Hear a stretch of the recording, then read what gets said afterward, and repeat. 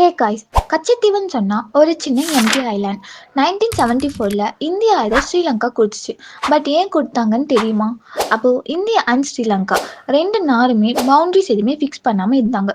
So அதை fix பண்ணும் அப்படின்னு டிசைட் பண்றாங்க. ஏன்னா ஃபியூச்சர்ல எந்த ஒரு ஃபிஷிங் ஃபைட்ஸும் வரக்கூடாதுன்னு. மேப்ஸை பார்த்தா கச்சத்தீவு ஸ்ரீலங்காவுக்கு க்ளோஸா இருந்துச்சு. ஹிஸ்ட்ரியில கூட ரெண்டு நாடுமே யாரும் ஸ்ட்ராங்கா கிளைமும் பண்ணல. ஃபிஷர்மேன்ஸுமே ரெண்டு சைட்ல இருந்தும் யூஸ் பண்ணிட்டு தான் இருந்தாங்க கச்சத்தீவை. ஸோ 1974ல் இந்திரா காந்தி அண்ட் ஸ்ரீமாவு பாந்த்ரனிக் ஒரு அக்ரிமெண்ட் பண்ணுறாங்க. இந்தியா கச்சத்தீவை ஸ்ரீலங்கா கொடுத்துச்சு.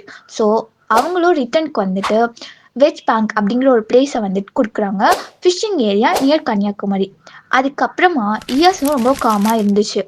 ஆனால் trawler fishing, Sri Lankan civil war, navy patrols இவங்கனால ஃபிஷர்மேன்ஸ்க்கு வந்து ப்ராப்ளம் ஸ்டார்ட் ஆயிடுச்சு. இன்னைக்கு ஐலாண்டுக்கு பெருசாக எந்த ஒரு வேல்யூவும் கிடையாது.